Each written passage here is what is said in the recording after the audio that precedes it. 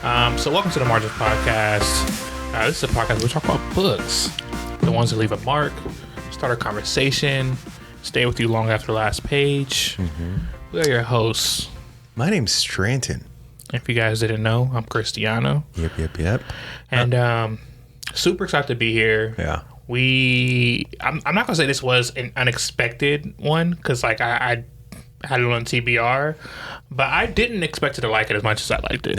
No, neither did I. Well, I won't lie. It was definitely it wasn't like a last ditch effort or anything, but it was one that it wasn't on my radar Right. at all. Yeah. And I'm still dumbfounded that it's not on everyone else's. So if I could throw that out there. Give it up for the window shopper guys. Yeah.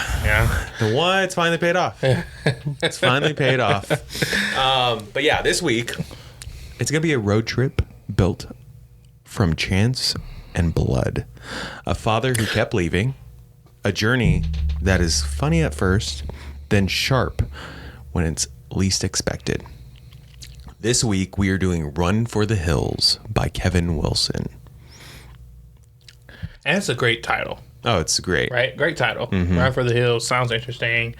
It is interesting. The content of the story is something that I think most people can enjoy. Even if you didn't encounter these kind of issues, I think that any story involving fathers tends to hit home with everyone because even if you don't have a father in home, there's still like this ideation of what a father should have been or is, right? A father figure, right? So I do think this is a book for everyone. Yeah. This is one of the, and it's a short read, guys. Some would say too short. Kevin. Yeah, I would say this is too short. Some would say too short. It kind of reminded me of a fake Robert Devils. Yeah. Where it's like, this could have been, we could have did more here. Yeah. We could have did more here. But, with that being said, before we jump into the book, as you can see, we're chomping at the bit to do this one. We're really excited to share this one with you guys. Let's hit up our segment Between the Wines. Between the Wines. This week, because we are dealing with family roots, ones that are, well tended, other ones that are just like left behind. Yeah. I wanted to go back to my family roots, and I went ahead and went with Oyster Bay from Aotearoa or New Zealand. Okay. Sauvignon Blancs are always famous in New Zealand, famous from being there. Oyster Bay captures the special character of New Zealand's cool climate. Guys, you can get this literally anywhere. Yeah. It's a really, really tasty one that Rachel and I always enjoy. That or Matua is also a great one. And literally, I haven't had a New Zealand Sauvignon Blanc that I haven't liked. So, do yourself a favor. Go grab a bottle. And grab two. Yeah, stay Modi, bro. Yeah. But no, I like that. It's a great connection. Yeah. Great connection there. Family, bro. It's about family. It's family. Yeah. Where's Vin Diesel when you need him? When you're here, your family. So, another thing we got to do before we jump into it, just want to check in, Yeah, dude, I'm kind of upset. You went for wines before you asked me how I was doing. Oh, yeah. I was like, okay, let's get to the drinks, I guess. Got to get our future sponsors sorted. Jug. How are you feeling? How are you doing? I'm chilling. Have you gone to any kids' birthday parties or... There's always, as you know, there's always things. I don't know if you guys saw that. I don't know if you guys caught that. There's always stuff going on. What? But honestly, I was today was a Monday of Mondays where I'm not gonna lie, dealing with like a lot of fourth quarter things. Behind on some stuff, doing well on others. Other shit can just be going well. Had a horrible dream, super vivid and horrible dream last night. So I wasn't having a great day. Was I there? Was I in it? No. Don't worry. It's not because of you. Okay. And so I did to prepare for this thing. Obviously finished up the book. preparing for like other episodes. Also read some other stuff, and it honestly turned my day around. Good. Turned my day around. You know, that's the good thing about books. It can really lift you up because you get to take pieces of that imaginary story, right? So, yeah. What about you? Let's see. Busy weekend in the best way. We on Saturday. I say that on Saturday we actually did almost nothing, which was the best because we both had been kind of burned out through the week of last week. Yeah. So we took turns sleeping in, and then that followed into Sunday morning. We took Max to the Gentle Barn in Santa Clarita. Okay. Have you been? I have not. Animal Sanctuary. Oh, maybe I have. Right. That's where I got my dog from Animal Sanctuary. Kind of close to Santa Clarita. You got what? Animal Sanctuary. Oh, your dog? Yeah, from a rescue shelter. Sorry. Rescue shelter. No. This is like it's a barn, like a farm. Yeah, it's a farm. Huge ass farm. Oh, maybe. There was the whole time I was there was one dog. It was a pretty dog, and your dog's pretty too. But no, this was you go and you like hug cows and horses, like literally you hug cows, like they're and you pet pigs, and So it's like a petting zoo. Ish, but there are all these animals are going through rehabilitation. So they were For like injuries, being malnourished, bad owners before. Oh yeah, hence the sanctuary part. Yeah, got you. So really, really cool. We've realized that Max just like loves animals, loves dogs specifically. The guy's been to the zoo more than he goes to the zoo multiple people. times a week. So we did Gentle Barn, and then we hung out with some homies on Sunday night. Had a casserole and crafts night with our friends Haley and Olivia. That's fun. I like that you guys are always spending time with them. Yeah. And it was a good weekend. So not too much to report back, but no nightmares. That's good. That's good. I've always been like a very vivid dreamer, like crazy vivid. Well, that's what happens when you try to control your dreams. That's exactly. It did. It made it worse. It made it worse. And then, but I took it for granted because I started smoking so heavy years ago, and I smoked so heavy for so long that I stopped dreaming like that. And then now that I'm like sober for I don't know years, probably like 2 years sober or something like that, my dreams are just so fucking vivid, and I'm just not used to them like I was because I just didn't dream for a long time. Your stamina's not the same. Your tolerance isn't the same. Tolerance isn't the same, you know. So I get it. But all right, nice to hear. You're doing well. Family's doing well. Rachel's doing well. Max is doing well. Yeah.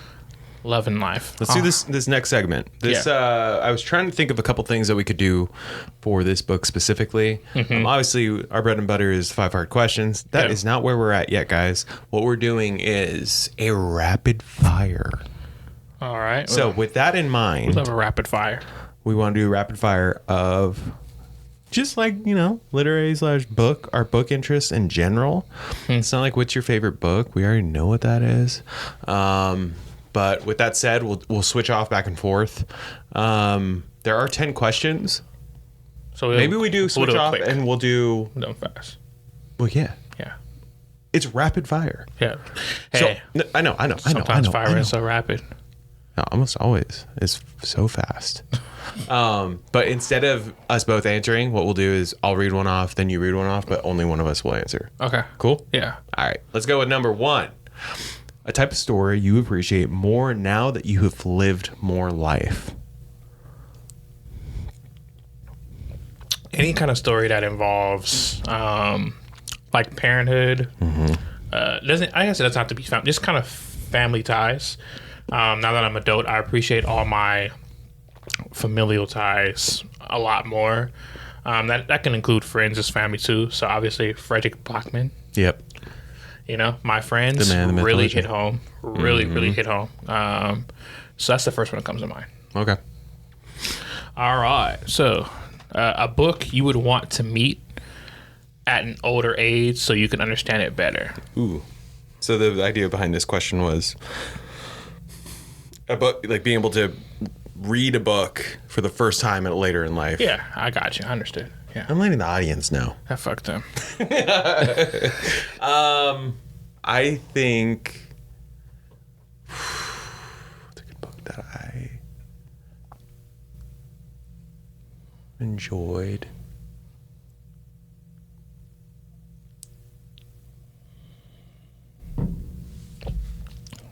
We should have swapped questions. 'Cause I have an answer for this one. You take it then. The site. So, back in the AR readership days, I tested high, right? So I had like a high school reading level when I was in like 3rd, 4th grade. Super high reading level for a 3rd, 4th grader. Show off. I went, yeah, but no. Like the test's not very accurate because although you can read something doesn't mean you can comprehend it. Oh, okay. I get that. I get Just that. because you can read some shit doesn't mean you understand what's going on. And so I remember I used to test the boundaries of what I would read. And, you know, for what it's worth, the books that I enjoyed were still in my fucking reading level, like at my grade level. So, like, take it with a grain of salt. Who gives a fuck about reading level? It really means nothing. The ones you really enjoy, the ones you understand the most, that you can like attribute parts of your life to, those tend to be around your age group. So there's a book called The Sight, and I knew I liked it because I loved animals, especially around that time. I thought I was going to become like some kind of zoologist or something like that because I just loved animals. And it's the main characters are wolves, right? Sentient wolves, and there's a lot. There's magic. There's all sorts of stuff. There's death. There's all sorts of things that are going on. There's high stakes, and I remember reading it. I took a test on it, and I was like, I passed it. I remember after I was like, I understood like 30% of what just happened. I have to read this when I get older. And then there's like a second one. I think it's called Fell. And I started trying to read that. I got like a chapter or two in. I was like, oh no, this is just above my fucking pay grade. And I did eventually go back and read it later. And I was like, oh yeah, you was fucking tripping. This is not a book for you when you're that young. Yeah. And so, absolutely that. The Sight is the first book that popped in my mind. Okay. Yeah. Next one. A character trait you ignored in books when you were younger, but notice instantly now. I would say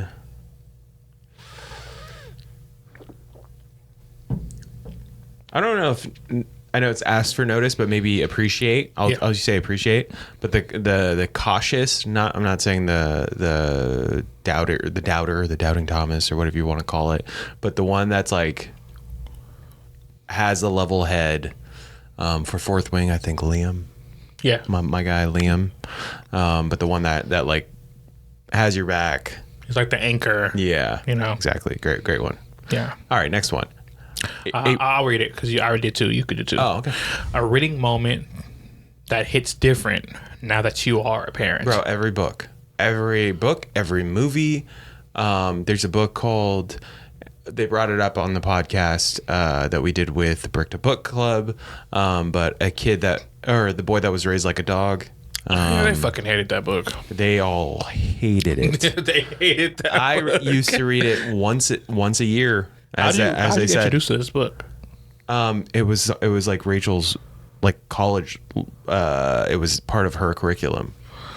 So this it's actual stories from this psychologist. Yeah. So yeah. Anyway, I used to read it all the time. I'm like, yes, it affected me, and my heart was like bleeding for these kids that had to go through this. And now, if I even think of those things while being around my son, I'm just like, oh, I can never.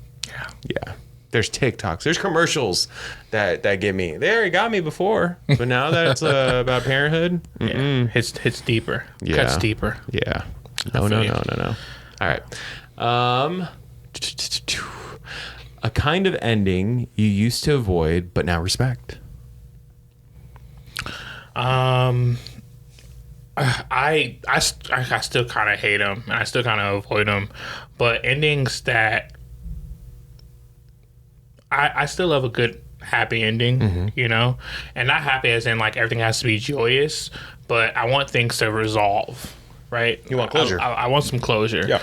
And there was a turn. I'm not sure when it happened, but for some reason, people started to not intentionally not write closure into the books. And I had to get used to that shit. Yeah. Like, you know, like you have to be okay with having loose ends in stories because it's actually closer to real life. And that's what made me appreciate it more was that in real life, you don't ever really get that ending to what you wanted, whether it's like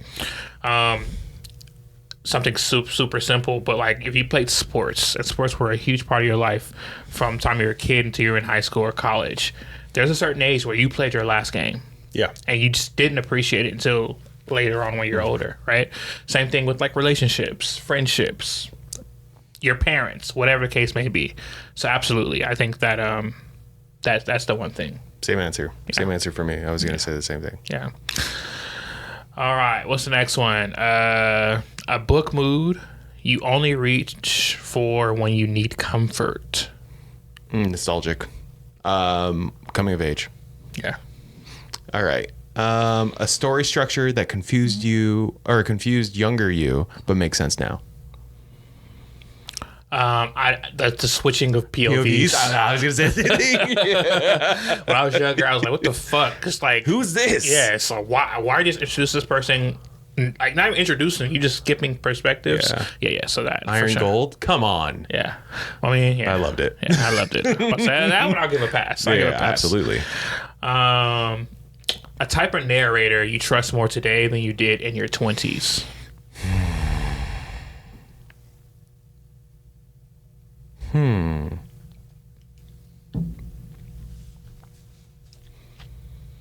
No answer. There's not really one that I'm like Unreliable narrators. Yeah. That's the only thing I can really think of. Like so like Violet. Like Violet and it gets worse than that, but like they'll play into something and then anyways, I'm reliable now because I still don't like them. Yeah. I still have a thing where I'm just like, you could have just not written that at all. We went the other way with that question, but that's still an answer. Yeah. Oh, I trust more today. Yeah, that's why I was like, I could say that. Yeah. Okay. A theme you did not care about before adulthood, but pay attention to now.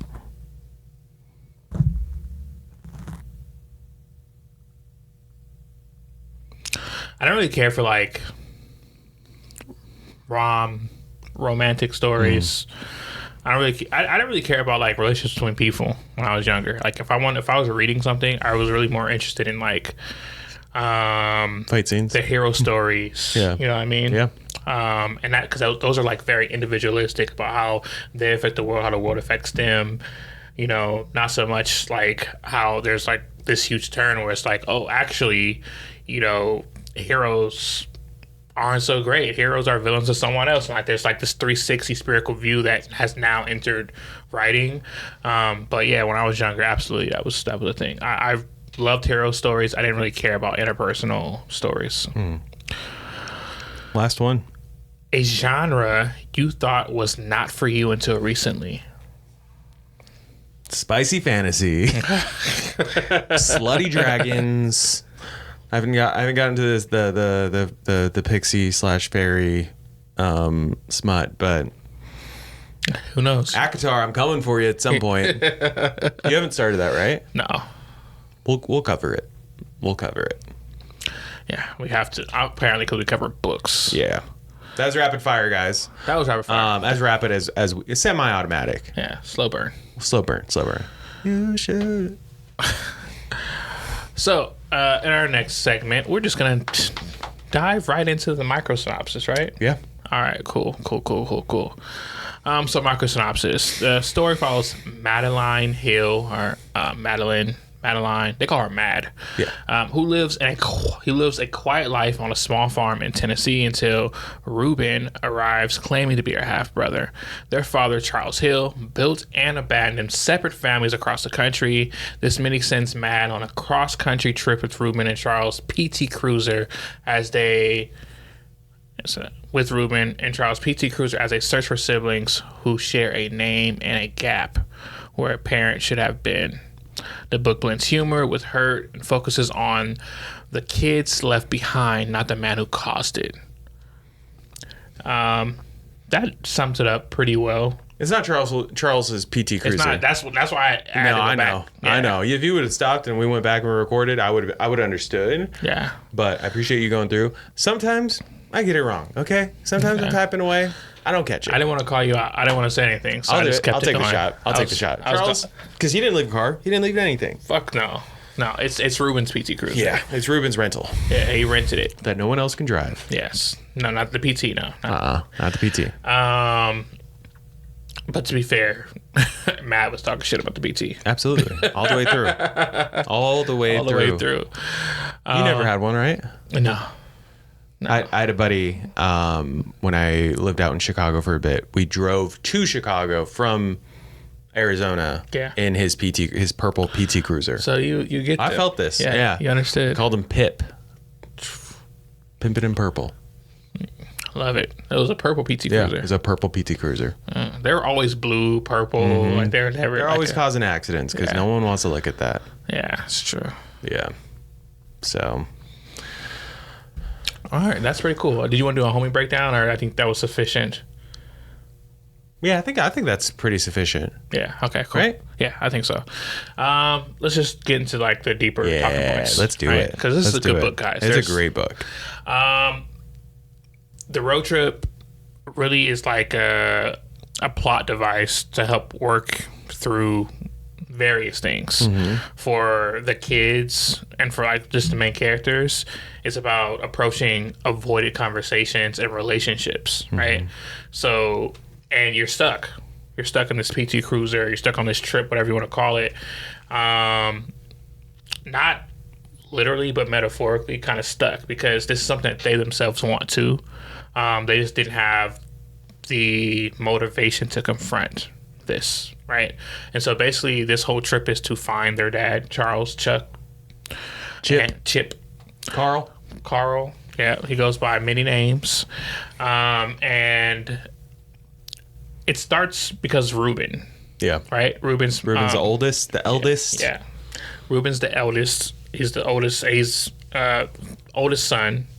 And so basically he finds his sister, Mad, goes up to her, like, hey, I want to do this trip. I want to find our dad. And at first she's like, I can accept that I have a brother, but I don't know if I care enough to go look for this guy, right? Because she has a whole life with her mom and the farm. Has not seen him since she was very, very, very young. She's now in her 30s. Yeah, she's 32. Yeah, 32. Ruben's in his 40s. So we got a 40-year-old. We got a 30-year-old. Yeah. That's where we're at. Exactly. I want to say the last time she's seen him was over a decade ago. Yeah, absolutely. Right? So this was a thrust upon her kind of moment.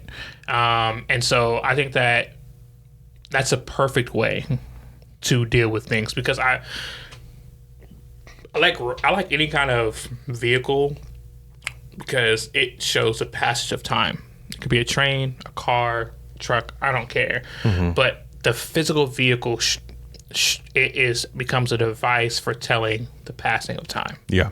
So I definitely enjoyed the road trip part of it. While the tone stays gentle rather than dramatic, some of it is light dramatic, but I think that it's more on the comical side, right? Like, so it's not like dramatic just for the sake of being dramatic. I don't think any part of the book is like overly emotional, to be honest, even though it deals with very heavy topics. We have Mad. Mad is the one who's our narrator. We're following from her perspective the whole way through, and because of that, it's her sense of humor, her vision, her feelings that we're seeing, and because of that, I think we don't get the depth of the other characters apart from through what she sees or is able to, what she's able to deduce they're going through. Right. So, yeah, her being this like small town farmer, I think everything was pretty simplified. He was mad. She was this. And I think that was because of that. It was so digestible and easy to take in. Yeah. Whereas if it was, say, Ruben, it would probably have been a lot more anxiety ridden. For sure. And, And that follows with not just their characters and who they are, but where they're from. Like her growing up on a farm, it determined her character, right? Because it's hard. Farming's hard fucking work. You have to be motivated. You have to be driven. Wake up early.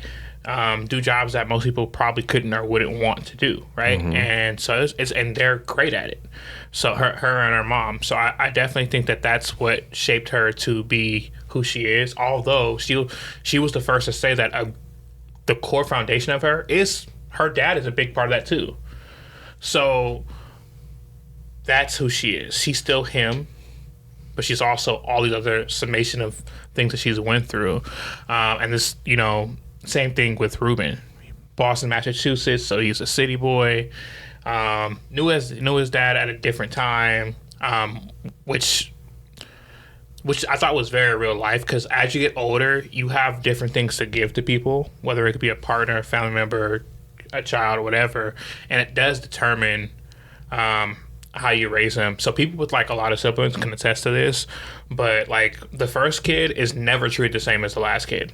No. Or the middle kid. Or the next kid. Yeah. That's all of us were, yeah. Because as you get older, as the parents get older, you just kind of like you get more mature. You might have more money, less stress. Like who knows? Or less money, more stress. Who knows? But like circumstances change, and you can tend to just treat differently, and that's what happens in this book. I thought it was very key point in this book in terms of making it feel real for people. The sibling dynamics. Right, and how, so you have the character, the foundation of who they are. Yeah.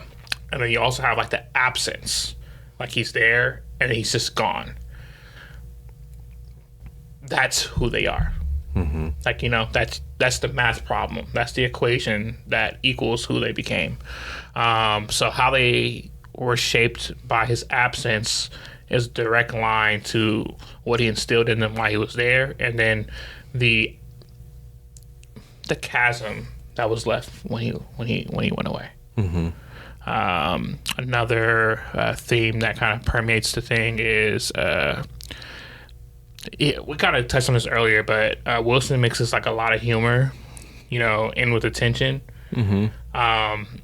You said it when we had spoke over the phone, but it's really like Wes Anderson, like like this is, you could totally see this being like shot by Wes Anderson. Yeah, absolutely. Well, we said originally when we were looking at the cover of this book, it is has a PT Cruiser on the front, and it was very reminiscent of a book that came out, I think, 2 or 3 months before this one did, and we covered it here, but Road to Tender Hearts, which was another favorite of ours. Yep. It was to the point where I was like, oh, I think these are going to be the same book. And I was pleasantly surprised that they were not. Nope. Not even remotely close to being the same thing. But I do think that they both could be Wes Anderson films. They could be in the same world. They could be. But very much their own voice, their own characters, vivid characters. Yeah, very memorable. Yeah. Each one of them, each one of the siblings, each one of the characters that we come across, very specific. So I think only in their impact, their being so distinct, is this book like Road to Tender Hearts. But again, cannot stress that it's only their cover that is the same. Yeah, that's it. That's it. Yeah. Everything else is very distinct. Yeah. So I guess we can get into some more broader discussion stuff. Yeah. When a shared last name means both connection and confusion. I have a bunch of half brothers and sisters. Yeah. So like in real life, I can attest to some of this. I will say that they put in so much more effort than my siblings and I, in terms of like the whole thing is just one large effort. The book takes place as one large effort to become closer. Whereas life is a little bit less of a marathon, more of a, it's more of a marathon, less of a sprint, right? Yeah. Sorry. And so it's like small moments in real life that determine these things. So for me, like when I was reading it, I can totally see how the last name connected them. Like, it gave them a reason to venture into this bond, if that makes sense. Because none of the children really cared about, except for, I guess, the younger ones, really cared about becoming closer to their dad and figuring out, what happened. I mean, everyone wondered, but at a certain point, all the older children were like, we have our own lives, until something happened, and that's what kind of thrust them into looking for him. But yeah, I definitely do think that's a huge angle, like shared name, connection and confusion, how people build family, even when the blueprint is broken. Broken homes are a thing. Lots of mixed families here. What it means to chase answers you might not want. That's a huge one. I think that as a person, that's a sign of growth and maturity, though. Like, to be able to confront anything that you are not comfortable with is a huge, superpower. Yeah. Superpower. Yeah. So if you're cool, we can just jump straight into the 5R. Sure. Let's do it. So guys, at this point, we're going to jump to the 5R questions. You guys know what it is. This is our bread and butter. Because on a marketing podcast, we don't really critique. We're not giving out grades 1 through 10, 1 through 5. It's really about seeing and talking about how these stories connect with us and you. So with that being said, let's get into the 5R questions. When is the time you realized you wanted a different version of your life than the one people expected from you?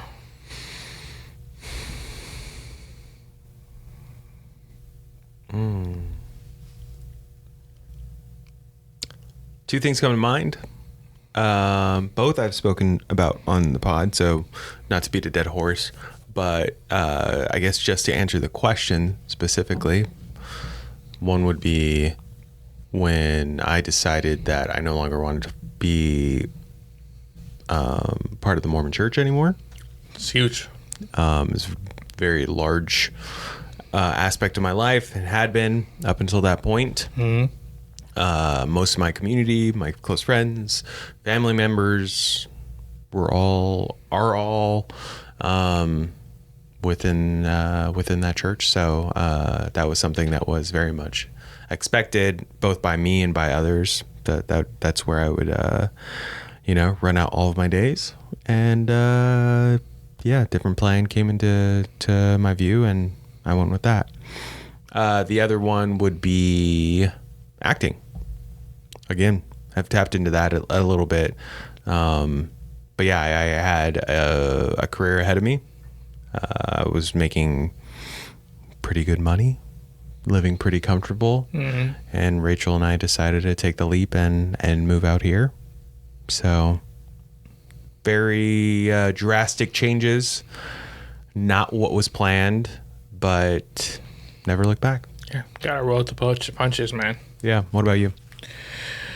Time that I realized I wanted a different version of life than the one people expected of me. You guys heard me say this before. I didn't grow up with a lot of expectations. Keep it 100.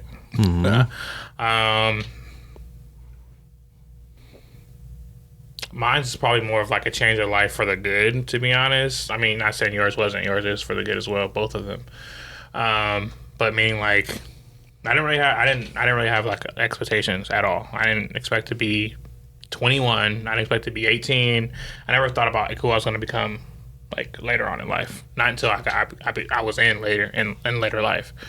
But I think that once I realized that people expect me to fail, I was like, oh fuck this. I could succeed. I could whatever the fuck out, and that's what really flipped the light on for me. Was I was like, oh, actually I can.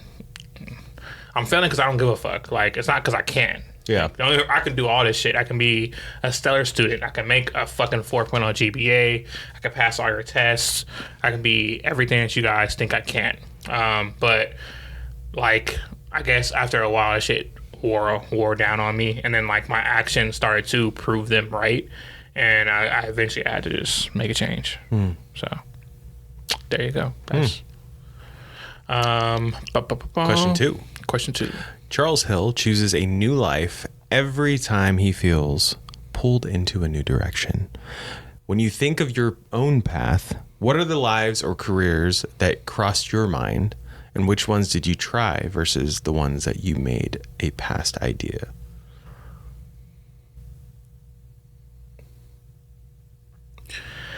You know, try a little bit of everything. Mm-hmm. I'm a gamer. You know, like So was there a professional gamer idea in there ever? Fuck no. I fortunately grew up. Twitch. I grew up before all that shit. Yeah. And like I didn't have like the household with like the computer in it and shit. I remember writing papers on typewriter until middle school, right? Well, into middle school. Mind we have computers at school, but at home I had a fucking typewriter. You guys do not know frustration. We brought this up until you write a fucking paper. Yeah. And all the words are slanted like this. The worst. When Tom Krantz was on the episode, and the reminder of the paper that had it was on like the roll, and had the little spindle that you had to pull off the edges. Mm-hmm. We just lost half the audience, but half of them tapped in and was like, "Yes, I remember." Yeah, the ones that know they've been there. Yeah, but it's a different life, guys. For you that don't know what we're talking about, you're lucky. Just know you grew up great fucking word processor embedded into your computer and your phone. Yeah. So yeah, answer your question. What were the? I've done everything. Are we talking about like author, guitarist? Yeah. So I thought I was gonna be a writer because I won like these writing competitions. You are a writer. When I guess I am a writer. You are a writer. Technically, I am a writer. Thank you. Yeah, technically, I am a writer. But I thought I was gonna become like big shit writer, right? Because I won all these competitions but mind you, like when I was doing all that, I didn't give a fuck. I was doing it because like our teachers made us, and like that was kind of what's happening. Like there's a writing competition going on. Every kid's write these fucking papers, these essays, these stories, and I end up winning a lot of them. And so that's when I was like, oh shit, like I might be kind of decent at this.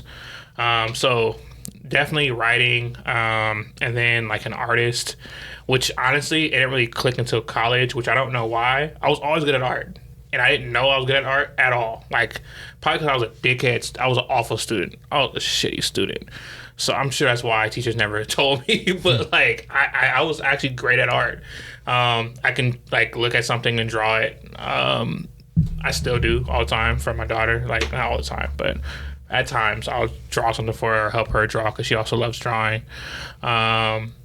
I love spatial design though. Like, so like that's my thing. So when I was in college, because I didn't have the balls to do like architecture, because honestly, I just don't think I can. I never really believe that I can make it in architecture. I think that I don't have like the family structure or financial structure to be able to do that many years of school and something, and then like go to the ground and trying to get hired as a professional architect. But I love architecture and I love spatial design and the connection between the two.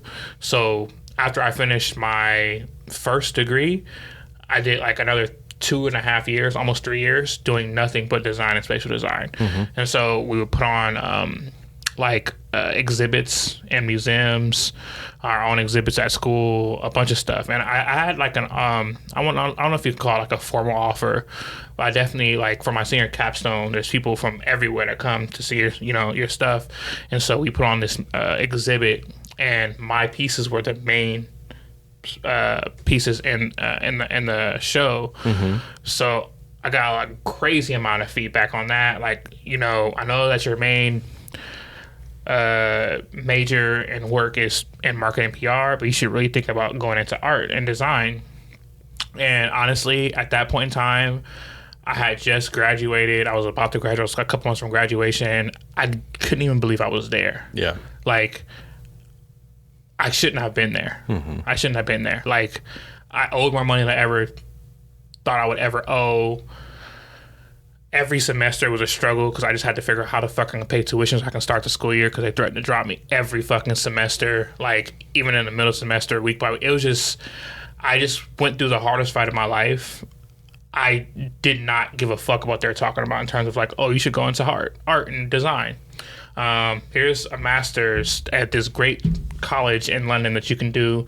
Here's the dean who's coming to invigilate my senior capstone, telling me to do it, and it just didn't click for me because I'm like, well, I gotta follow the money. I just don't have that life. It's sending architecture. I don't have the life to do something that I can possibly get a bonus for. That's the most frustrating thing to hear, to experience. So yeah, that's it though. Like, I won't be more long winded. Those are the things that I would have gotten into had I did a different life. Now we're here, marketing, PR.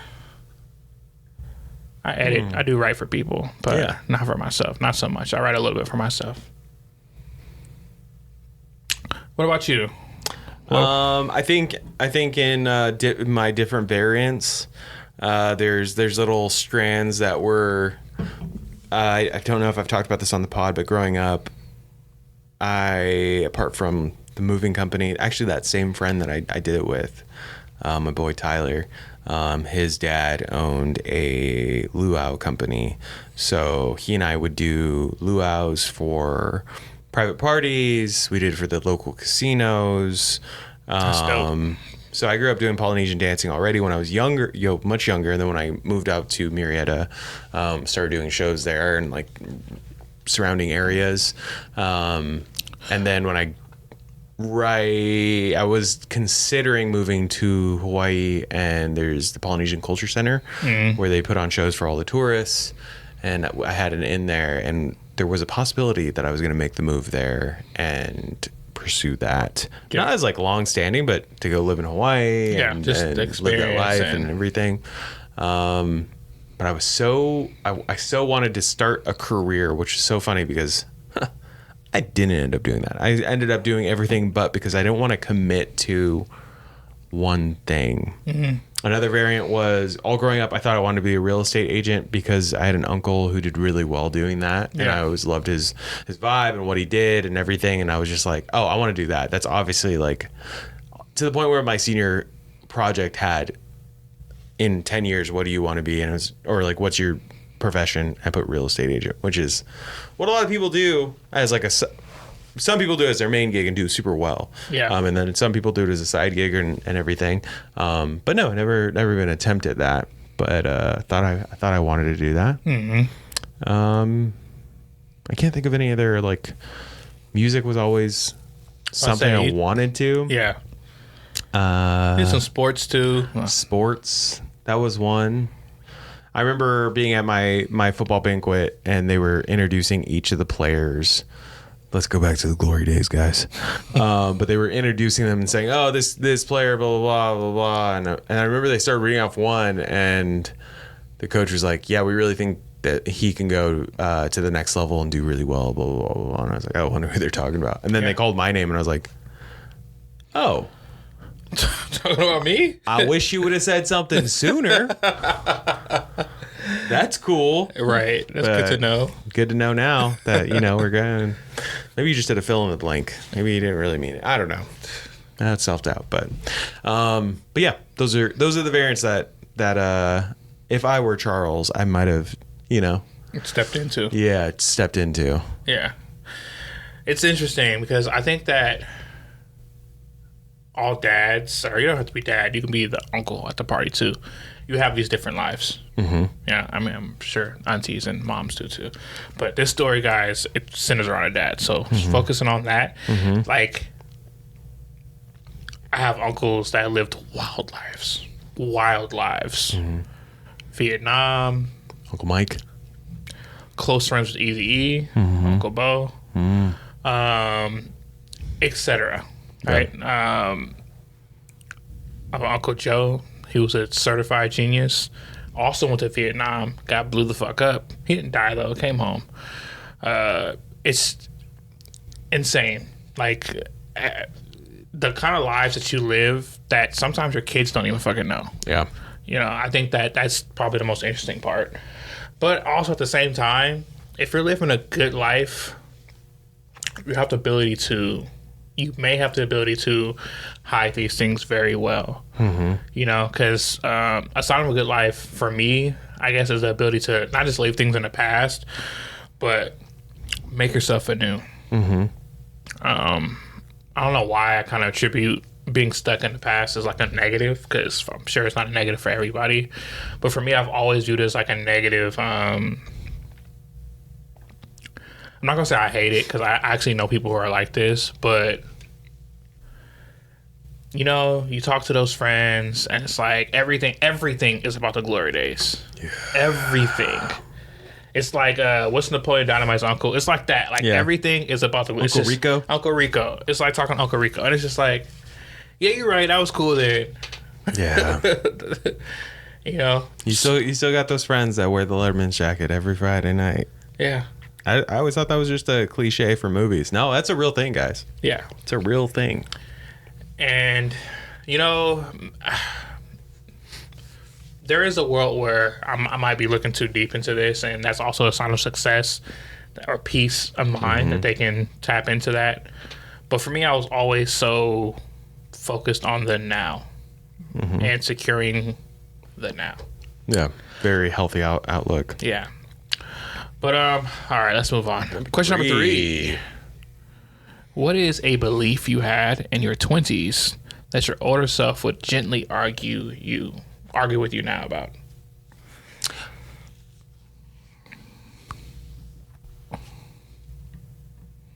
That I would, as my older self, tell my younger self, and you could just reverse engineer whatever that belief is, but that feelings do not dictate truth. Right. Huge for my 20s. And multiple reasons: religion, relationships, career, every choice being made, all because you're feeling something in that moment.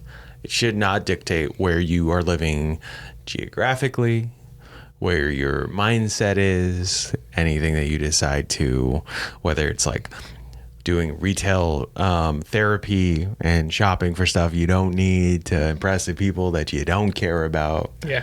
You know? So that's the first thing that comes to mind. What about you?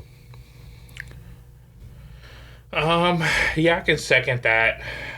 Definitely that, and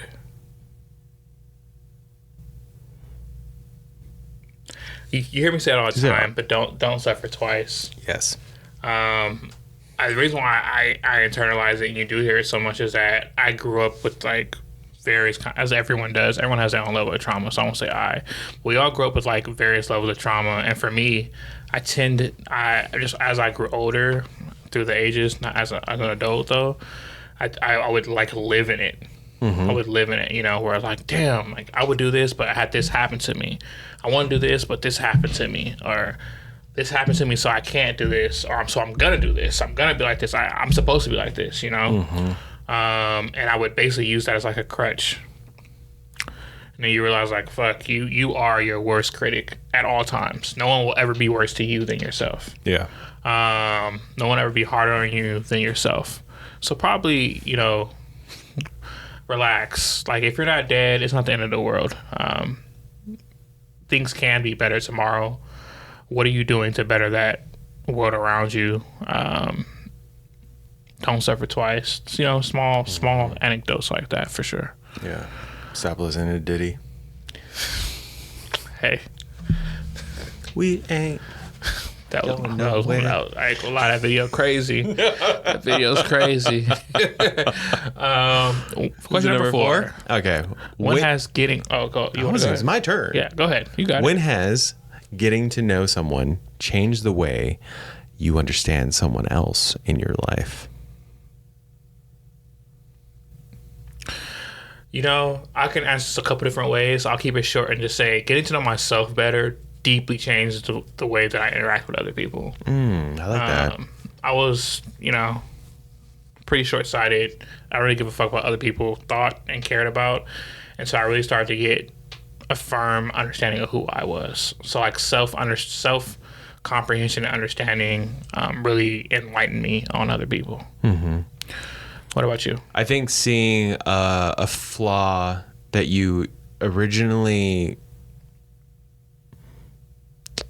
looked down on, but now you see it on someone that you love, someone that you're close to, and understand where it comes from or stemmed from or why they act a certain way.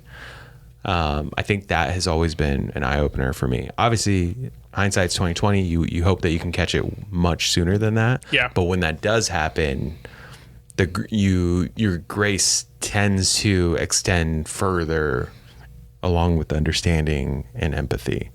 So yeah, I think seeing, again, flaws, obstacles, when people are going through specific things, when you yourself go through an obstacle that someone else has, and at the time you judge them for, that will change your mindset real quick. For sure. Yeah. Yeah. 100%. Question number 5. If you could teach your kid one thing about how to handle the first people who disappoint them, what lesson would you want them to learn first? Phew. Buddy.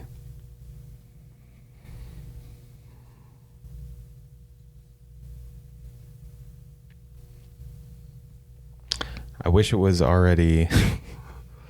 We're going to be covering a book, The Prophet. There's already things in there. I thought we weren't bringing that shit up. No. Well, we know that this one. Yeah. But I would probably harp on the case that it's good to have that depth of hurt, of disappointment, of whatever it may be, because it means, kiddo, that you've allowed yourself to love, to embrace, to be open to that live. Much, to live. Yeah. Where a lot of people don't get either side of it because they're not willing to give, not willing to be vulnerable in that moment. Yeah. So as much as it hurts right now, one, I don't know the situation, so I don't know if they're going to be able to reconcile, redeem, whatever you may call it. But another opportunity is going to come. Someone else is going to be there, or you'll find the answer yourself. But you now have that depth, that understanding, to be able to become stronger, to feel more, all of the above. What about you? I'm guessing you have already gone through moments like this. Yeah, for sure. 100%. Plenty of times. Yeah, we have. I have a 6-year-old, so yeah, we had to get acquainted with this in many different ways. It's okay.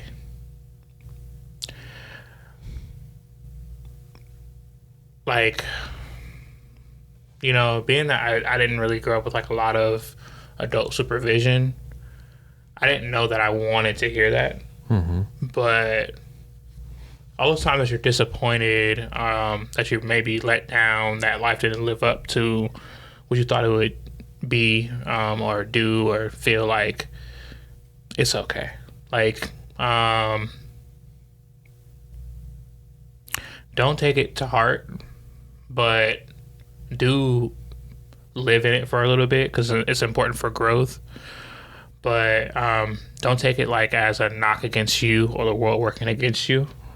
It's just, life's hard, life's fun, life's beautiful, life's all of these things, and you hit one of those patches, it's okay. Like, you'll move on, learn from it, live through it. Worse things will happen, better things will happen, and this will just be a nice chapter, Yeah. So.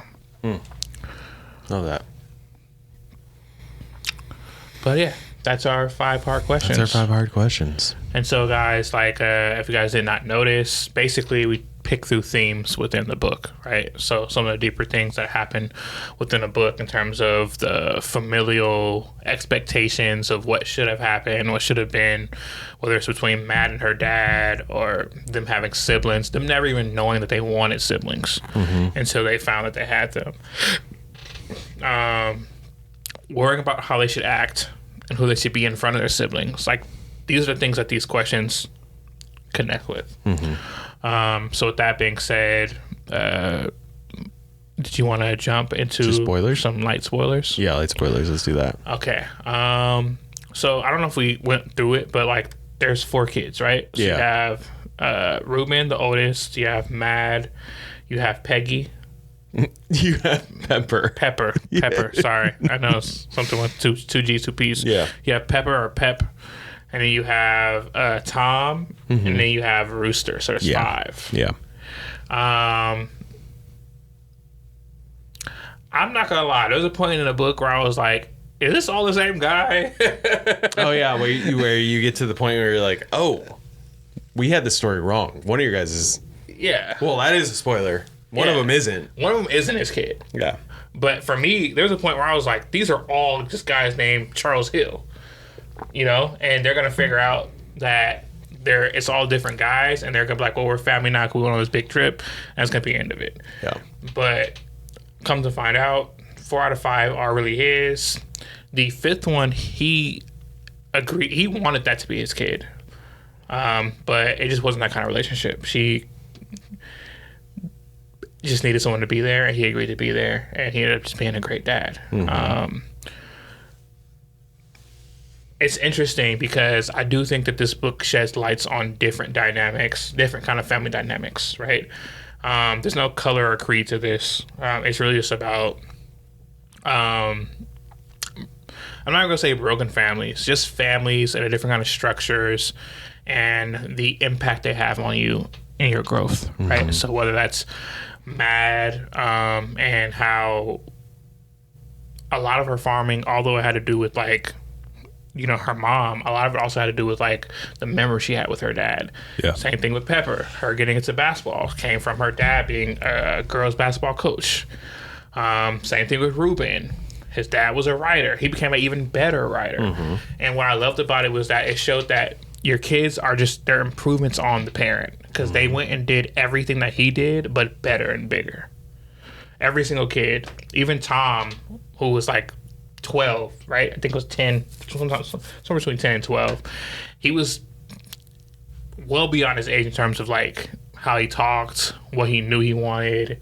You know, he's not like your average 10-year-old, right? And even he had a career that he already knew he wanted to do. And that was based on just seeing his dad with like a home camera kind of thing, right? And just holding the camera when he worked at the news station. So I think it's interesting. It's interesting to see the effects that Charles had on all his kids. His absence had on all his kids. And them not knowing that they wanted or needed a dad until they met him. I'm being long-winded here. I just want to say one last thing. They fucking meet him, and it's what you expect. You know, anger, sadness, joy, all the things, all the feels. Not so much closure. No. Maybe bits and pieces of it. I think for Ruben. Ish. I think Ruben's the only person who had any level of closure. Yeah. Because he's the only one that didn't say he felt like, everyone else said, I feel like I was never going to see him again. Mad said it, Pepper said it, Tom said it. That's why Tom didn't want to leave. He's like, you know, so everyone, obviously Rooster's too, so he didn't say shit. But like, and even that was unconventional, right? Like that family structure was unconventional. Oh yeah, absolutely. So I thought that was very interesting because it's very 2025 in terms of like what you expect to be like a normal family relationship doesn't, you know.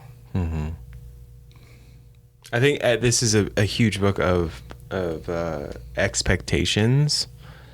Meeting, it's the whole, we'll cite it every time, but 500 Days of Summer, Tom goes to that party, expects to see Summer and for them to fall back in love, but they do that side-by-side shot of expectation versus reality. Yeah. And he goes home alone. For them, for all the kids, they definitely had some highs of like hoping, some of them hoped that they could be, you know, rekindle something. Others just wanted answers. Others wanted blood. Spoiler. Yeah, our boy Ruben decided to tell his siblings, guys, I think I want to kill Dad, I was going to kill Dad. I was planning on killing him, and I'm backtracking this, and I don't know, yeah, to the point where they had to keep a pretty good eye on him, trying to figure out that make sure that was not going to be the case. So, yeah, these seeing reality versus what they expected. It is such a fun ride to watch them do that. Yeah. And their cancer. You talked about it. The PT Cruiser, the road trip being the vehicle, pun intended, of what this book, like the journey in this book, but also encapsulating and heightening these interactions, just fusing it all together, being like, you guys are going to grow close. You're in close quarters. Mm-hmm. You're going to go through the things that, siblings, relationships, this is a test. Road trips, if you didn't know, road trips, hikes, what else is a good one? Any type of travel, basically. Camping anything. Are all good relationship testers. Yeah. See how you guys do after something like that. Any kind of vacation. Any type. It's just like, because you're trapped is the wrong word, but you got to get through it. Yeah. You got to work together. Group. Yes. You don't confuse vacation like lust or love. It could be love too, guys. I'm not saying that. There's vacation like, oh, we were in, we were in the Maldives, we were in Mexico, we were at the beach, whatever. I'm talking about the travel of getting there. Go to I was going to give a real world example. I was going to say New York, but Rachel, if you're listening, you know why. And have to figure out, which subway are we getting on? Which one aren't we going on? Which one is this? Something needs to be communicated. Will it be communicated in time? Yeah. Why are they walking faster than I am now? Oh, they're not talking to me. Yeah. So. Yeah. If you've been in a long enough relationship, you've been on vacation, and you're just thinking why the fuck am I here? Yep. Why are we here? Yeah. And it happens. And that's this book though. This book has that. And they acknowledge it too, right? There's we had our first family fight, and it's a good book. Even if you're not into reading the whole family thing, it's a good book in terms of it's not overly emotional.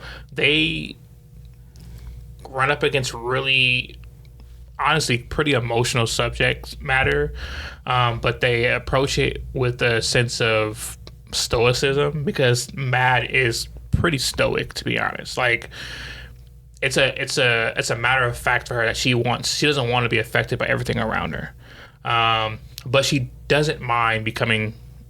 She's not close to things, right? So she didn't know that she wanted to lay in bed next to her sister and just sleep and chill, and that relationship, she didn't know that until she had it, and that those kind of things are very real life. You don't know what you don't know. Mm-hmm. And so when you do, experience some things, it might open you up to various things. But yeah, good book. Great storyline. It's up there with any of those good feel-good stories that you guys can, pull out. I like you, I'm surprised that we didn't hear about it before. Yeah. It is nuts to me that this isn't on your guys' TBR. And if it is, good on you. But you should have said something sooner. Yeah. To us. But I think that's the Run for the Hills. Run for the Hills. Oh. Not run like hell, but Run for the Hills. Good book. Check it out. You will not be disappointed. Super short read, so you'll be even less disappointed. And you'll learn something. You'll feel something. Tell us who your favorite character is. Yeah. Wait, before we get off, who's your favorite character? Oh, that's so hard. I love Tom. Tom is great. I think Tom and Pep are my favorites. Yeah, I like Pep. Pep and Mad. Between Pep and Mad for me. Yeah, Mad's great just because she's our main voice. But I loved every time Tom came on. Yeah. Yeah, I've agreed. All right, guys. Well, thanks for joining us for this episode of the Martins Podcast. We just covered Run for the Hills by Kevin Wilson. And check this out. It's everywhere. It's at your local library. If it's not, request it. They'll get it for you. Get it. Go to Audible. You can also listen to it, etc. There's a lot of ways to get this book. Just check it out. Yeah. And until next time, guys, we'll see you. Peace.